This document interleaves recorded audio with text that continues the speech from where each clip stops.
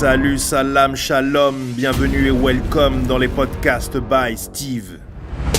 C'est parti pour vos 30 minutes de révélation, d'évolution, de révolution et d'élévation.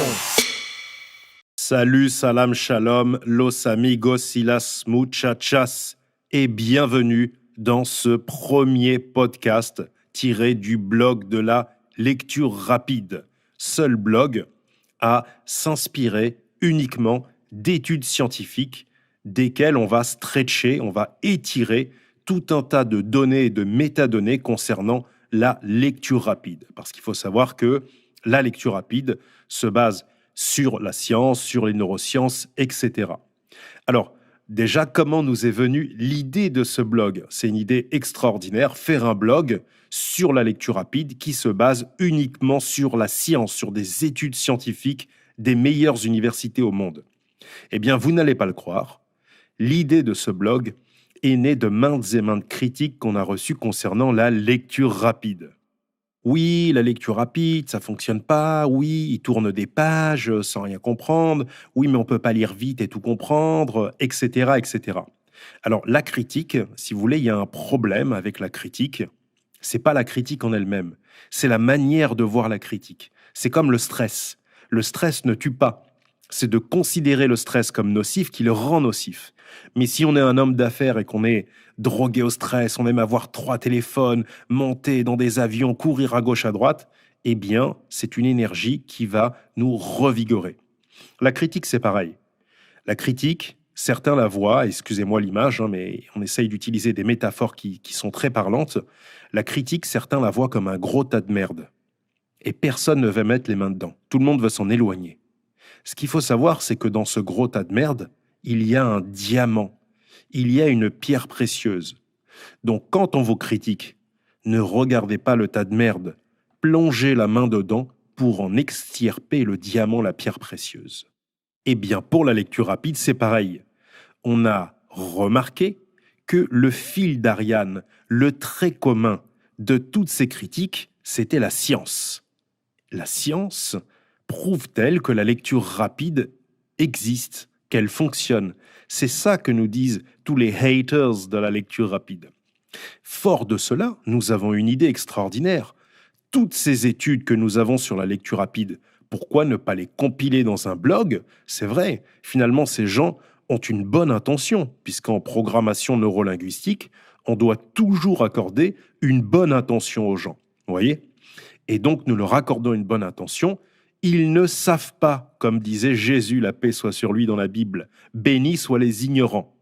Et donc, notre mission est d'évangéliser tous ces gens avec la lecture rapide en leur amenant des arguments scientifiques fondés, des théorèmes, etc., pour leur montrer, puisque le travail, nous ne l'avons pas fait auparavant, nous accueillons, c'est de notre faute, nous n'avons pas assez mis la science en avant, et dorénavant, tout sera basé sur les plus grandes universités au monde. Alors, tout d'abord, pour le néophyte qui vient de débarquer de la planète Namek ou qui était reclus dans l'Isengard, dans le Mordor ou dans la Comté, qu'est-ce que la lecture rapide ? La lecture rapide regroupe un ensemble de techniques reposant sur l'acquisition de multiples mécanismes qui permettent d'accélérer la rapidité de lecture ainsi que la compréhension des textes. Parce qu'en effet, il ne servirait à rien de lire vite si on ne comprenait rien à ce qu'on lit. Donc, la science prouve, et on va le voir dans ces podcasts, que plus vous lisez vite, plus vous mémorisez. Et au-delà de lire plus vite, la pratique de la lecture rapide permet également d'augmenter considérablement les performances intellectuelles et cérébrales de vos 2 hémisphères, de votre cerveau. La preuve, de manière empirique et concrète, regardez, plus vous regardez des vidéos sur Netflix ou YouTube en accéléré, plus vous avez tendance à quoi ?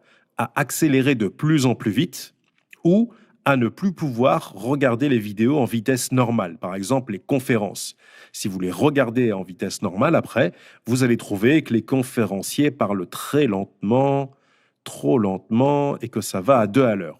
Bon, sauf pour moi, qui parle vite, car je sais, comme on va le voir dans l'article d'aujourd'hui, que le temps que les gens peuvent accorder à une lecture ou à des phases d'intellect sont de plus en plus courts à cause de la vie active, du stress, des enfants, du travail, etc. Et donc, j'essaye de compiler un maximum de données dans un minimum de temps pour être efficient. Enfin, la lecture rapide est peu connue en France, c'est vrai, c'est une discipline dont les bénéfices sont plutôt reconnus en Angleterre, aux États-Unis, en Inde, en Russie, etc. Par exemple, par qui est-elle reconnue, au lieu de citer des pays comme ça? Tout d'abord, la Stanford University. Des élèves de l'université de Stanford se forment continuellement à cette discipline pour augmenter leur vitesse de lecture et leur capacité de mémorisation. On a également l'université de Chicago. En effet, une étude nous montre que des élèves de l'université de Chicago, ayant participé à un workshop de lecture rapide, affirment que leur taux de compréhension a augmenté. On a aussi la Washington University, qui est un département de psychologie et de neurosciences, qui affirme que la pratique de la lecture rapide peut aider à repérer plus rapidement et facilement les informations dont nous avons besoin dans des textes. On a aussi la Brigham Young University qui nous montre que la lecture rapide, grâce aux 4 meilleurs chercheurs de cette université, permet de mieux comprendre le contenu d'un livre. En bref, de grandes universités, pour ne citer que celle-là, utilisent la lecture rapide au quotidien. À quand la même chose dans les universités en France? Passons. Alors, le thème d'aujourd'hui et la question à laquelle on va répondre grâce à plusieurs études scientifiques et des faits concrets, c'est: lire vite ou lire plus vite est-il une clé pour mieux apprendre? Ou alors, plus on lit vite, moins on apprend bien, on tourne juste des pages dans le blanc, dans le vide, etc. Et c'est juste du bullshit, c'est juste un numéro de cirque pour faire l'intéressant à la bibliothèque, pour faire le cacou dans le métro. La lecture rapide, chers amis, c'est être capable de lire jusqu'à 1000 mots par minute contre 150 mots par minute pour un lecteur lent. Alors, je comprends tout à fait que les lecteurs lents, les hobbits de la comté, alors que les lecteurs rapides, on va dire que ce seraient les elfes, ou alors les moldus, les non-sorciers, qui n'ont pas encore cette espèce de sorcellerie, parce que pour certains, c'est une sorcellerie de lire un livre de 200 pages en 1 heure, ça relève de l'impossible. Je comprends que les non-sorciers et que les petits hobbits considèrent ça comme de l'utopie. C'est normal, ça les rassure dans leur carte du monde. Néanmoins, on va le voir, la science est de notre côté, les amis. Ce n'est donc pas de la sorcellerie. Chers amis, nous vivons dans une société où le manque de temps se fait constamment ressentir, et vous le ressentez, vous qui m'écoutez, au quotidien à travers vos activités. Que ce soit dans la sphère personnelle, avec les enfants, avec le travail, avec les confinements, etc., les heures où on doit rentrer chez soi et autres, ou dans la sphère professionnelle, avec les dossiers qui s'empilent aussi bien virtuellement sur le bureau de l'ordinateur ou sur votre bureau physique, nous avons tous de moins en moins de temps. D'ailleurs, comment le prouver?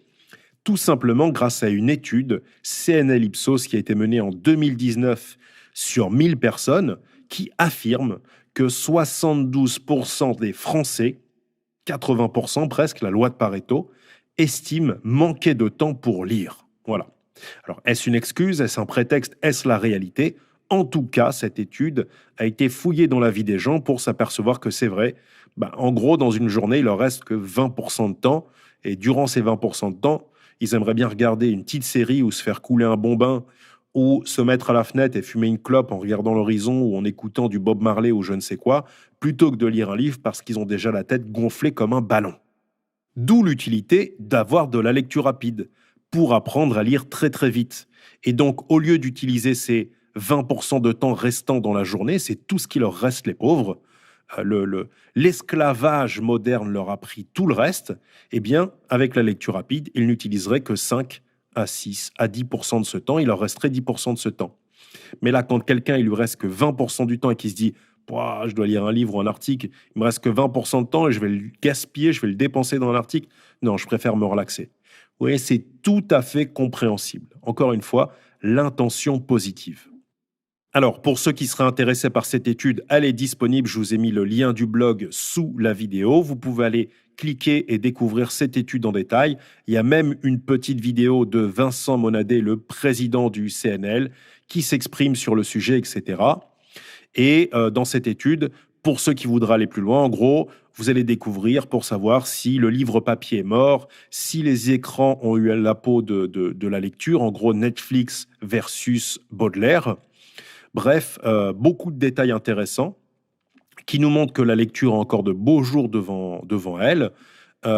Quelqu'un qui lit plus de 20 livres par an aujourd'hui est considéré comme un très grand lecteur. Ça, c'est la grosse information de cette étude qu'on savait déjà, mais qui nous donne encore plus de détails sur la disparité dans l'accès aux livres. Je vous rappelle qu'un lecteur rapide peut lire un livre par jour, puisque un lecteur rapide va utiliser les temps morts, et c'est encore une technique que je vous donne ici au passage. Un lecteur rapide utilise les temps morts, c'est-à-dire le transport, le moment où il fait à manger, tous ces moments-là, pour lire. Comment lire un livre pendant qu'on fait à manger? Alors vous pouvez écouter un livre audio en accéléré aujourd'hui, puisque une fois que vous avez appris à votre cerveau à accélérer quand il lit avec ses yeux, d'accord, des mots en noir sur une feuille blanche, votre cerveau est capable d'accélérer aussi quand il écoute un audio. Et donc ça vous paraît tout à fait normal. Mais je comprends que pour un moldu, oui, c'est du gaspillage, c'est un manque de respect pour l'auteur, et pourquoi tout faire vite dans cette société? Alors on ne veut pas tout faire vite, c'est juste que on a peu de temps, donc on doit tout faire vite. Il y a une différence entre ce qu'on veut et ce qu'on doit. Parfois, on voudrait lire un livre par jour, mais on n'a pas le budget temps.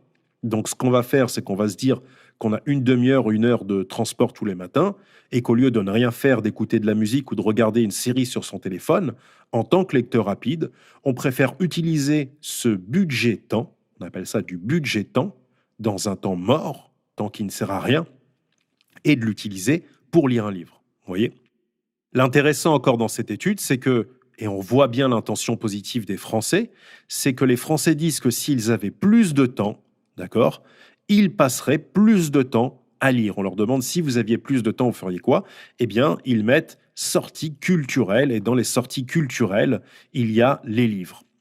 On voit aussi dans cette étude que 88% des Français se déclarent lecteurs, c'est-à-dire qu'il n'y a pas de rejet de la lecture de la plupart des Français. C'est ce qu'on a considéré sur une génération un petit peu avant qui avait été dégoûtée de la lecture par l'école. Là, on voit que la plupart des Français se disent lecteurs, que ce soit des mangas, des articles ou autres. Et plus de 9 Français sur 10, c'est-à-dire 92%, ont lu au moins un livre, quel que soit le genre littéraire, au cours des 12 derniers mois. C'est-à-dire qu'il y a encore un amour pour la lecture, mais un manque de temps en face pour lire des livres. Vous voyez? Alors, d'autres informations intéressantes selon moi dans cette étude, c'est que les habitudes de lecture ont changé. On voit les philosophes en ce moment qui se débattent dans tous les sens pour dire oui, les gens ne lisent plus de philosophie, mais pourquoi? Et la science-fiction, etc., les mangas, le développement personnel, c'est nul, c'est pourri et tout. Alors, super, d'accord, c'est bien beau de critiquer. En revanche, les habitudes de lecture des Français, c'est plus de romans, plus de mangas comics. Manga comics, c'est donc les mangas qui viennent du Japon, et les comics, donc avec Captain America, Batman, etc. Plus de livres de science-fiction, le côté évasion un peu de la réalité. Et du côté des jeunes et des moins jeunes aussi, un énorme boom sur les livres de développement personnel. On l'a vu avec le succès du livre Karma Sutra que j'ai moi-même sorti, qui a touché tout un tas de catégories socio-professionnelles différentes. Donc, on voit un basculement au niveau de la lecture. Et puis enfin, on considère aussi qu'il y a un vrai renouveau de ce qu'on appelle le easy reading, les livres faciles à lire, les livres qui se lisent rapidement, ce qui évite aux gens de traîner sur des livres et de regagner confiance en eux car ils ont un livre qu'ils arrivent à terminer. Enfin, il y a un marché de l'occasion qui progresse énormément, ce qui permet aux livres d'avoir une seconde main. Vous le savez, moi j'aime beaucoup transmettre tous mes livres, et c'est ce que je conseille aux gens de faire, de ne pas garder un livre. Un livre n'est pas fait pour prendre la poussière sur une bibliothèque. De plus, vous envoyez un message à votre cerveau qui va mémoriser de moins en moins bien les livres. Pourquoi? Parce que si vous gardez vos livres, votre cerveau sait qu'il peut retrouver l'information à n'importe quel moment. Or, si vous transmettez vos livres, votre cerveau se dit je dois mémoriser tout ce qu'il y a dans les livres parce que je vais perdre accès à l'information. Et puis, si vous voulez ce livre, de toute façon, vous pourrez le retrouver, le racheter, etc. D'ailleurs, les gros consommateurs de livres, on a fait toute une partie de l'étude sur eux, eh bien, ils ont tendance à acheter le plus souvent des livres d'occasion. En effet, parce que ces livres, ils en consomment beaucoup et donc ils sont moins chers. Et comme ils sont moins chers, ça leur permet d'en avoir plus pour le même prix. On a également une explosion du taux d'achat de livres sur les deux plateformes références en France, à savoir Kindle, qui est affilié à Amazon, et Kobo, qui est affilié à la Fnac. Donc je rappelle, pour ceux qui ne savent pas, au lieu d'acheter un livre physique, vous allez l'acheter sous format PDF dans une interface protégée, directement sur votre plateforme Amazon ou sur la plateforme Fnac. Le livre coûte beaucoup moins cher et vous pouvez le lire sur n'importe quel écran.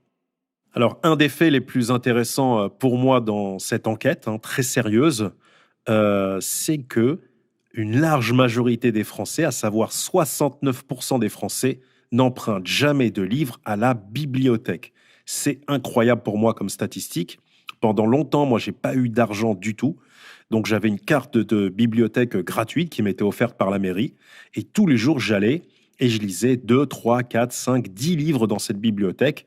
Vous avez absolument tous les classiques dans une bibliothèque, vous avez même des DVD, vous avez les nouveautés. Si une nouveauté n'y est pas, vous la demandez. Avec plusieurs amis, vous faites des demandes répétées. La bibliothèque commande le livre. Vous pouvez commander par exemple Karma Sutra dans une bibliothèque. Si vous êtes 4-5 à le demander, la bibliothèque l'achète, le commande et vous pouvez l'emprunter.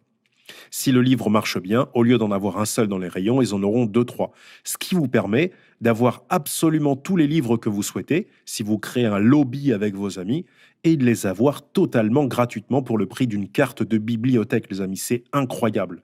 Donc la bibliothèque, pour ceux qui ne sont pas inscrits, inscrivez-vous. C'est vraiment un moyen de lire énormément de livres en très peu de temps, avec un minimum de moyens alloués à cela, moyens que vous pourrez allouer à d'autres choses.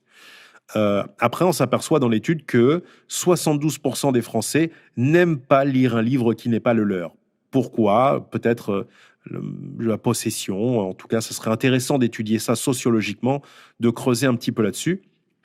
Pourtant, un livre, c'est quelque chose il y a des boîtes à livres dans certains pays. Moi, ce que je conseille, c'est quand vous avez fini un livre, vous le donnez à quelqu'un que vous appréciez. D'accord? Un savoir, c'est l'économie de la connaissance. Ça ne vaut que s'il est partagé. Quand une idée est intéressante, il faut la partager. On ne la garde pas pour soi. Elle vous a servi à vous, une idée. Et bien ensuite, vous la transmettez pour qu'elle serve à quelqu'un d'autre, comme un outil. Une idée est un outil, je rappelle. Donc voilà, étude très intéressante que j'ai essayé de vous résumer ici. Encore une fois, vous pouvez la trouver sur le blog. Et puis, on avance tout de suite sur la suite de ce podcast sur la lecture rapide. Donc, pour revenir à notre article qu'on va détailler aujourd'hui et qu'on va expliquer, lire plus vite est-il une clé pour mieux apprendre? On voit à travers cette étude et dans ce contexte qu'il est primordial de s'adapter en étant plus performant et plus rapide. Pourquoi? Parce que on n'a que 20% de temps, si on en croit cette étude, qu'il nous reste pour lire, en tout cas pour la majorité des Français, sans compter les temps morts. Donc on va utiliser les temps morts, transport ou voiture, ou pendant qu'on fait ses courses ou autre, pour écouter des livres audio. Et on aura au préalable musclé son cerveau pour pouvoir écouter ces livres audio un tout petit peu plus vite pour en écouter le plus possible. Puisqu'on sait qu'il y a une frustration, pourquoi écouter le plus possible? Une frustration des gens qui aimeraient avoir énormément de savoir, mais qui ont peu de temps pour le lire, voilà, l'absorber. Donc on va utiliser ce temps au mieux. Alors, la lecture rapide, qu'est-ce qu'elle vient faire dans tout ça? Eh bien, c'est un outil, c'est une méthodologie qui répond parfaitement aux exigences d'un monde qui est en perpétuelle accélération, qu'on le veuille ou non. Vous voyez? Et elle va permettre de comprendre plus rapidement, d'une première part, et deuxièmement, de pallier aux difficultés d'apprentissage de la lecture. C'est en ça qu'il est urgent de se former à cette méthode. Mais avant de se former, question, la lecture rapide augmente le taux de compréhension, oui ou non? Parce que si ça diminue le taux de compréhension, évidemment, tout le monde préférera lire à vitesse normale. Pour répondre à ça, le mieux est de citer François Richaudot, qui dans les années 60 nous a délivré un travail de recherche sur les différences entre la lecture lente et la lecture rapide. Et il en a conclu qu'il est impératif de se former à la lecture rapide. Donc son travail de recherche s'appelle Pourquoi la lecture rapide ? Encore une fois, il est sur le blog de la lecture rapide. Il vous suffit de cliquer sur le lien sous cette vidéo. Dans la première partie, M. Richaudot nous explique et nous dit en une phrase « Ils ne lisent pas, ils ne savent pas lire ». Et puis il revient sur ce fameux duel entre TV, bande dessinée et puis lecture. Voilà. Et puis il nous explique, très très intéressant comme propos, que beaucoup d'élèves arrivent en sixième et qu'un pourcentage élevé d'élèves, déjà dans les années 60, éprouvent des difficultés de lecture. Chiffres qui ont été encore accentués depuis 2017, 2018, 2019 et 2020. Voilà. Dans la deuxième partie, il nous donne un avantage technique de la lecture rapide. Il dit que quand la lecture rapide est connue dans les niveaux universitaires, ça permet dans un temps donné à un élève, au lieu de lire le livre une fois, de le lire plusieurs fois et donc de créer des réseaux de neurones beaucoup plus stables et donc avec une meilleure mémorisation qu'une personne qui lirait le livre une seule fois et pour qui ça prendrait beaucoup plus de temps et qui donc finirait sur les rotules à la fin de ce livre. Dans la troisième partie sur la lecture rapide, il explique, selon lui, que la lecture rapide n'est pas une prouesse réservée à quelques génies, mais un simple outil qui va nous servir pour tout travail intellectuel, aussi bien au niveau du secrétariat que du bureau d'études, etc. Et que vraiment, il la reconseille au plus grand nombre. Dans la troisième partie, il va citer plusieurs études scientifiques qui montrent les bienfaits de la lecture rapide. C'est vrai que ces études sont consultables, elles sont encore tout à fait actuelles et je vous invite vraiment à les lire. Il y a tout ce qu'il faut comme information pour des gens qui auraient des doutes ou pour des gens qui veulent vraiment en savoir plus sur la lecture rapide et ses bienfaits. Ensuite, dans les 3 dernières parties de cette étude qui est très intéressante, il nous montre tout simplement, science à l'appui, que la lecture lente, et là il va démonter une croyance fortement ancrée, la lecture lente ne permet pas de mieux comprendre. Parce que souvent les gens nous disent « mais si on lit doucement, on comprend mieux ». Pas du tout. La lecture lente ne permet pas de mieux comprendre, ni de mieux retenir le texte. Et tout simplement, il nous l'explique scientifiquement, c'est que le phénomène établi expérimentalement s'explique par différents mécanismes de la mémoire. En effet, c'est notre mémoire immédiate qui nous permet, déchiffrant la fin d'une phrase, de nous souvenir encore des premiers mots de cette même phrase. Et c'est une opération indispensable pour en comprendre le sens. Et ce qui se produit par la suite, c'est que le souvenir du mot à mot est oublié dans le cerveau. Et donc, généralement, le sens de cette signification est transféré dans notre mémoire à long terme. Vous voyez, donc c'est assez technique. En tout cas, il explique que dans la mémoire immédiate, les souvenirs sont fugitifs. Ils s'effacent au bout de 10 à 20 secondes. Et tout ce qui n'est pas transféré dans la mémoire à long terme est perdu au bout de ce faible laps de temps. D'autre part, la capacité du cerveau est limitée, donc il est préférable de lire vite pour tout de suite intégrer ça avant ce délai de 15-20 secondes dans la mémoire à long terme. En tout cas, c'est très très intéressant. Je vous invite, pour ceux qui n'ont pas tout compris ou pour ceux qui veulent aller plus loin, pour comprendre ce système ce petit réservoir de mémoire courte qui se retrouve vite encombré de détails secondaires et inutiles, que de s'intéresser à cette étude. Voilà. Et moi, je trouve ça très intéressant parce qu'on s'aperçoit que le lecteur rapide, lui, c'est celui qui ne retient dans ce tout petit réservoir que ce qui lui assure la compréhension de l'ensemble. Vous voyez, les liaisons, par exemple, les redondances, etc., sont éliminées et encore une fois, c'est un bon gestionnaire de ressources, comme on appelle ça dans le monde de l'entreprise aujourd'hui. Le lecteur rapide est un très bon gestionnaire de ressources. Donc voilà, beaucoup de choses. Il parle aussi de toute une partie sur les fixations, avec les références à Émile Javal, à d'autres études scientifiques. Il est un des premiers, Richaudot, Monsieur Richaudot, à avoir timé ce temps d'arrêt d'un tiers à un quart de seconde pour les fixations visuelles grâce aux yeux. Voilà, les muscles oculaires. Il a estimé qu'ils avaient besoin d'un 40e de seconde. Donc ça, toute cette partie est très intéressante.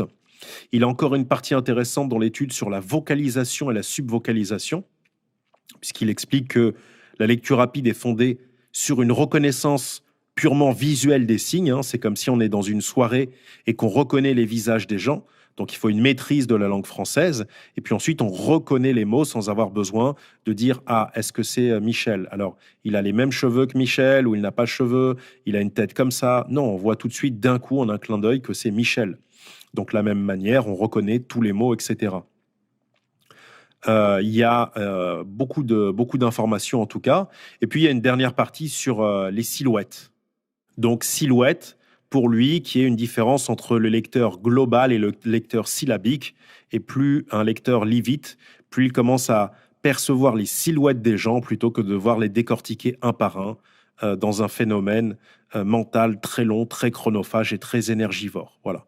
Plus que la lecture rapide, qui est quelque chose de très économique, comme on l'a vu au préalable.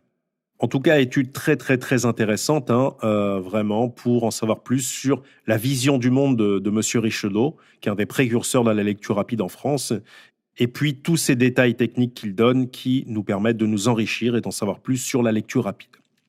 Alors, maintenant, autre croyance, certains croient que la lecture lente va favoriser la compréhension. On l'a vu avec cette première source d'information qu'est Monsieur Richedeau. Et on va le voir avec une autre étude, que la lecture lente, au contraire, freine la capacité de lire efficacement. En effet, selon l'étude internationale Pearls, qui a été publiée en 2017. Alors, qu'est-ce que c'est que cette étude? Donc, c'est une étude qui nous vient du DEPP, la Direction de l'évaluation de la prospective et de la performance, d'accord, qui se trouve à Paris, 65 rue du pour ceux qui doutent, hein, avec Fabienne Rosenval, qui est la directrice de publication. C'est une étude d'évolution des performances sur 15 ans. C'est absolument énorme comme étude. Elle est là. Il y a une cinquantaine de pays qui ont participé à l'enquête. D'accord ? C'est quelque chose d'énorme. Et ça nous donne tous les scores, la répartition des performances, donc d'abord des pays de l'Union européenne, la surreprésentation des élèves français dans le groupe le plus faible. Ça, vraiment, pour ceux qui vont lire l'étude en détail, vous allez voir, c'est assez effarant. Il y avait 39% d'élèves au lieu de 25% attendus, donc il y a des gros écarts. Vraiment, vous allez voir, c'est très, très intéressant. Il y a la place des filles aussi. On s'attendait à ce que les filles baissent. En fait, il y a eu un meilleur résultat auprès des filles. On s'est aperçu aussi qu'il y a 6% des élèves français qui n'atteignent pas le niveau le plus élémentaire de Pearls, donc de l'étude. Il y a beaucoup de détails sur les processus de compréhension les plus complexes, comment prélever de l'information, comment interpréter, comment inférer, comment apprécier. Tout ça, c'est des termes techniques vraiment qui sont très très bien détaillés. Il y a une grosse étude sur les 15 dernières années qui montre qu'il y a une énorme baisse très marquée sur les textes informatifs, sociologie, anthropologie, études analytiques, etc. Ça nous montre aussi qu'il y a beaucoup de temps en France qui est consacré à l'apprentissage des langues, beaucoup plus qu'en Europe. Est-ce utile ou pas? En tout cas, c'est intéressant. Il y a cette idée de langue morte aussi que personne n'utilise. Est-ce qu'on ne devrait pas passer du temps à lire d'autres choses que des langues mortes que personne n'utilise? Il y a tout un tas de données qui sont vraiment extrêmement intéressantes dans cette étude que je vous invite à consulter, encore une fois, sur le lien sous cette vidéo. Et donc, cette étude, qu'est-ce qu'elle nous montre? Que la lecture freine la capacité de lire efficacement ou que c'est l'inverse? Eh bien, cette étude va nous montrer que les compétences en lecture et en compréhension des élèves français est en chute libre totale, les amis. En effet, écoutez bien, la France, et donc les élèves français, pointent à la 34e position de ce classement mondial, les amis. On est très, très, très loin derrière d'autres pays comme la Russie, par exemple. Quand on voit le journal télévisé français qui parle de la Russie, ça donne ça. Oui, la Russie, c'est le tiers-monde, là-bas, les gens... Bah non, non, c'est pas le tiers-monde. La Russie est très loin devant nous au niveau éducation. Les amis, on est très, très, très loin devant Singapour. On est à des années-lumière, à des constellations de l'Irlande ou de la Finlande. Voilà. Donc, je ne vous cite pas les 34. Ils sont dans l'étude pour ceux que ça intéresse. En tout cas, les amis, si on croit qu'on va aller dans l'éducation nationale et qu'on va s'en tirer haut la main, qu'on est au top niveau, même si tu es au top du top du top, magnifique, tu es en 34e position du classement mondial de ce qui se fait de mieux en termes de sciences de l'éducation. Pourquoi ? Parce que des pays comme la Russie, Singapour, l'Irlande, la Finlande utilisent le mind mapping, utilisent la lecture rapide, utilisent la visualisation, utilisent tous ces outils. C'est tout à fait normal pour eux. Il n'y a qu'en France qu'on est 34e. De plus, c'est pas fini les amis. L'apprentissage de la lecture classique veut que celle-ci soit vocale et qu'elle respecte les règles phonologiques pour déchiffrer chaque mot. Seulement, ce qu'on aperçoit, très simplement, c'est que les lecteurs perdent du temps en verbalisant chaque phrase et de ce fait, leur compréhension du texte lu est considérablement réduite. En effet, c'est une croyance limitante de croire que quand on va appliquer ce phénomène phonologique de déchiffrer chaque mot, de faire lire à voix haute les enfants, etc., en fait, c'est chronophage, énergivore, c'est non efficient, c'est de la mauvaise utilisation des ressources humaines et des ressources temps. Bref, c'est tout l'inverse de ce qu'il faut faire en 2021. Science à l'appui, mes amis. Études scientifiques à l'appui. Oui, les amis, la lecture rapide est basée sur une reconnaissance purement visuelle. Elle permet d'aller à l'essentiel et de pouvoir lire plus que la moyenne des Français, puisqu'on l'a vu, un grand lecteur en France. On n'est pas dans les petits ni les moyens. Un grand lecteur lit 20 livres par an, alors qu'un lecteur rapide lit à minima 20 livres par mois, mes amis. Et s'il se met en colère, s'il s'énerve vraiment, s'il se met en mode guerre, il peut lire 20 livres en 2 jours, les amis. Tout à fait. Ce n'est pas de la science-fiction. Il y a tout un tas de gens formés à la lecture rapide qui le font hors entraînement, championnat de France, championnat d'Europe et monde, les amis. Je vous le confirme, on peut vous en sortir quand vous voulez des témoignages. Dans ce sens, selon François Richaudot, encore une fois, qui est éditeur, chercheur et auteur français, les amis, intéressez-vous à lui si vous ne le connaissez pas, c'est un des précurseurs de la lecture rapide en France.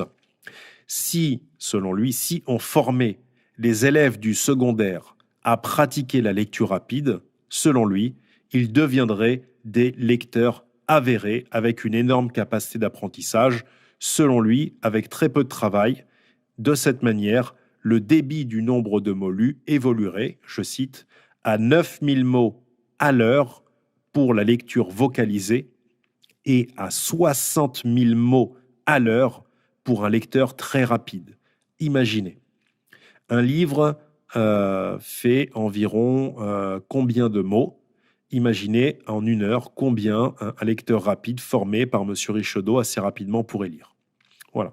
Donc ça veut dire qu'en 2 heures de temps, on peut lire un livre de 200 pages en 1 heure, 1h30, 2 heures, et mémoriser en même temps très très bien son contenu, beaucoup mieux que si on le lisait tout doucement, les amis. Ensuite, et là les amis, ça va piquer, je vous préviens. La science, là c'est la science les amis, on rigole pas là, on se base sur des faits, l'étude Pearce, etc., nous montre qu'une lecture lente encombre la mémoire immédiate. C'est ce qu'on a cité avant, selon ce monsieur Richaudot. Je vous explique. La mémoire immédiate est faite de souvenirs fugitifs qui durent 10 à 20 secondes. Et sa capacité, donc mémoire immédiate, est limitée à 15 mots en moyenne. C'est tout ce que je vous expliquais plus haut, là que j'essaye de vous résumer très simplement. Donc, paradoxalement, le fruit de tout ce qu'on vient de voir, de toutes ces études scientifiques-là, paradoxalement, ça veut dire que le fait de lire lentement ne favorise pas la mémorisation. Oui, le lecteur moyen a tendance à lire de la même manière que s'il lisait à haute voix. Et donc, il encombre cette mémoire immédiate d'éléments inutiles qui viendront se remplir, s'engorger et qui vont ensuite être impossibles à passer en mémoire à long terme. À l'inverse, comme on l'a vu dans tout ce que je viens de citer, pour essayer de vous résumer, de vous donner le nectar du nectar, un lecteur rapide, lui, ne retient que l'essentiel. Vous voyez, il va enlever tout le gras de la viande, tout l'os. Il ne mange que la viande. Il est intelligent. Personne serait assez bête pour manger l'os d'une viande. Mais qu'est-ce que tu fais avec ta côte d'agneau? J'essaye de manger l'os pour pas gâcher. T'es bête, c'est de l'os. C'est pas une question de gâchis. De l'os, on le donne à un chien, t'es pas un chien. Bah là, c'est pareil. Tu vois? Et les gens ne comprennent pas ça avec la lecture. Et donc, lui, il ne retient que l'essentiel, qui lui permet d'avoir une compréhension de l'ensemble. Cela va l'aider à mémoriser ce qu'il lit. De cette manière, il ne surcharge pas sa mémoire immédiate et permet un transfert optimal vers sa mémoire à long terme. Et c'est pas tout, les amis. Vous allez apprendre dans cette étude de la Brigham Young University de l'Utah au Texas, qui a réalisé une expérience sur 3 groupes d'étudiants. Vous allez apprendre que la lecture rapide nous permet de comprendre très facilement des thèmes jusque-là inconnus. Imaginez que vous ne connaissez rien à la sociologie, l'anthropologie, l'histoire de l'art. Eh bien, vous allez mieux appréhender ces thèmes avec la lecture rapide qu'avec une lecture lente et normale. L'étude nous montre la chose suivante.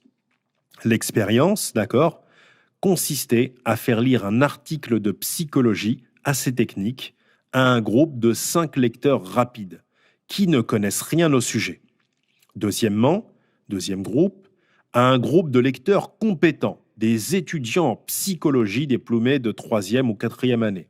Et puis, troisièmement, un troisième groupe d'étudiants qui ne connaissent rien au sujet et qui ne font pas de lecture rapide. Les amis, à la suite de la lecture, le pourcentage de mémorisation et de compréhension parlait d'eux-mêmes. Tout à fait. Les lecteurs rapides avaient 73,55% de compréhension. Les lecteurs dits compétents n'avaient que 54,45% de compréhension.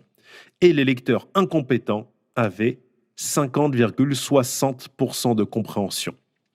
Donc, les lecteurs dits compétents n'avaient qu'environ 4% de plus que les lecteurs incompétents, alors que les lecteurs rapides qui ne connaissaient rien au sujet avaient 20% de plus que les lecteurs dits compétents, c'est-à-dire des gens qui étudiaient ce domaine depuis des années. Il y a de quoi avoir la rage, les amis, avec ces chiffres. Pourtant, c'est la science. C'est scientifique, les amis. Étude à l'appui. Cliquez sur le lien sous cette vidéo.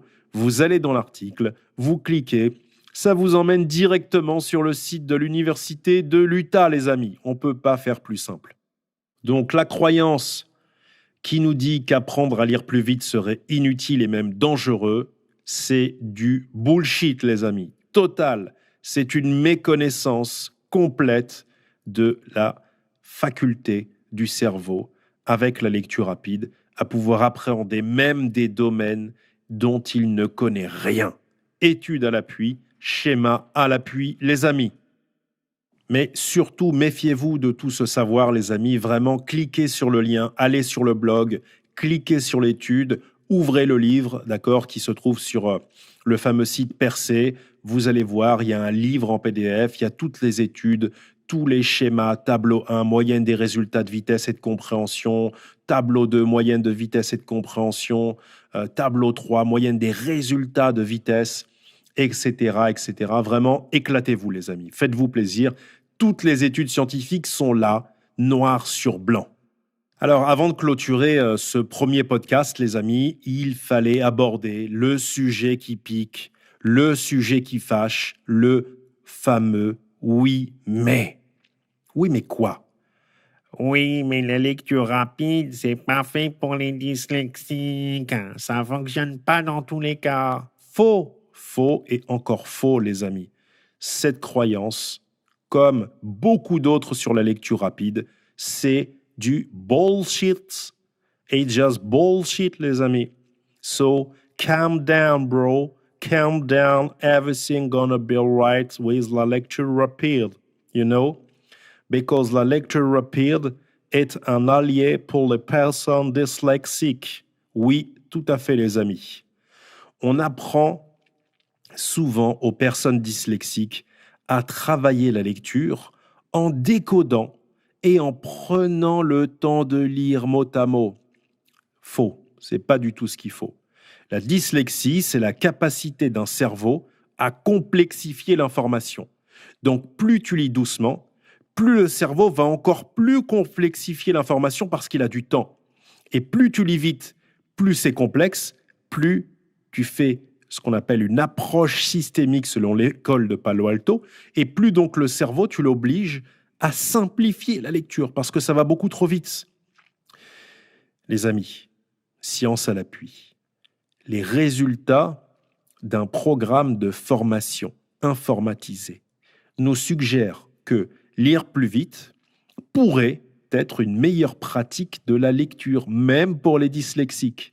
En effet, apprendre à lire vite améliore à la fois la fluidité, y compris pour les dyslexiques, et la compréhension de la lecture, avec des avantages durables même dans le temps.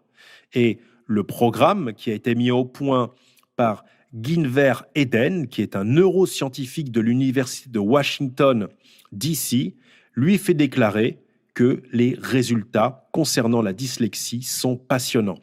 En effet, après s'être entraîné avec le programme pendant 2 mois, donc 2 mois, 60 jours, les amis, on parle de gens qui sont dyslexiques depuis des années, on leur a mis une étiquette de dyslexie comme si la dyslexie, c'était le cancer de la thyroïde, d'accord, que c'était vraiment, ils étaient à la ramasse. Donc, on va voir. Après 2 mois d'entraînement, à raison de 3 séances, de 20 minutes par semaine, donc 60 minutes par semaine, fois 4 semaines dans le mois, fois 2. Faites le calcul à l'échelle d'une vie. Eh bien, qu'est-ce qu'on s'aperçoit? Qu'est-ce que s'aperçoit ce très cher Ginver Eden, neuroscientifique de l'université de Georgetown à Washington, D.C.? Il s'aperçoit que les élèves dyslexiques lisent environ 25% plus vite qu'avant et qu'ils comprennent beaucoup mieux, même lorsqu'on leur permet de lire à leur propre rythme. Ils continuent, comme quelqu'un qui est habitué à regarder Netflix plus vite, à lire plus vite. Des résultats qui montrent que ces techniques de lecture rapide, même sur 2 mois, à raison de 3 séances de 20 minutes par semaine, sont plus fiables que l'ancienne méthode, la méthode des moldus, la méthode des petits hobbits de la comté, à savoir la méthode syllabique, les amis, le old school de la lecture rapide. Chers amis, chers auditeurs, vous qui m'écoutez, il est évident, à la suite de ce premier podcast, qu'une lecture rapide et efficace permet d'obtenir des résultats incroyables de compréhension. 25% juste pour le dyslexique. Imaginez le même entraînement pour un non-dyslexique. On sera à combien? 50, 75%? Ah, et qu'est-ce qu'il en était des 73,55% des lecteurs rapides qui ne connaissaient rien du tout à la psychologie, c'est marrant, et des 60 000 mots à l'heure pour un lecteur très rapide avec quelques semaines d'entraînement, avec François Richaudot comme coach. Les amis, je vous rappelle que 72% des Français estiment manquer de temps pour vous résumer toute cette pléiade de chiffres. Et que donc la lecture rapide, les amis, est l'outil du futur. Par conséquent, les amis, je vous invite à vous former à la lecture rapide. C'est une priorité absolue. Ce n'est plus un goodies, ce n'est plus un gadget. Avec notre époque, c'est une stratégie de survie. En effet, regardez, lisez le livre de Monsieur Klaus Schwab, COVID-19, The Great Resets. 90% des emplois de la restauration vont disparaître. 50% des emplois du commerce, de la vente vont disparaître. Les petits vendeurs à la FNAC, etc. Les amis, si vous ne lisez pas, si vous ne vous transformez pas, si votre croyance c'est qu'on arrête d'apprendre quand on sort de l'école, vous êtes, et pour utiliser un terme technique bien sûr, vous êtes dans une merde noire. Parce que à choisir entre quelqu'un qui se forme continuellement, quelqu'un qui est à la pointe de l'épée dans les nouvelles technologies de l'information, quelqu'un qui fait de la lecture rapide et quelqu'un qui a arrêté d'apprendre à la sortie de l'école, le choix sera vite fait, les amis. Et vous serez mis au revenu universel. Tout à fait. Le nouveau RSA du futur. Priorité absolue pour améliorer vos performances et être compétitif pour l'avenir, les amis. Priorité pour créer votre entreprise, vous créez une nouvelle source de revenus pour trouver un nouveau job. La société de demain, les amis, se veut encore plus rapide. Comme je vous l'ai dit, la preuve en est avec Netflix qui permet aujourd'hui à ses abonnés de visionner les films en 1x5. Alors, il faut savoir qu'ils vont encore accélérer dans le futur. Ça sera encore plus rapide et toutes les plateformes vont s'y mettre. Voilà, on sait que iTunes est en train de s'y mettre, Amazon Prime est en train de s'y mettre. Tout le monde veut pouvoir accélérer. On estime que d'ici 2022, on pourra accélérer jusqu'en 2,5 voire x3.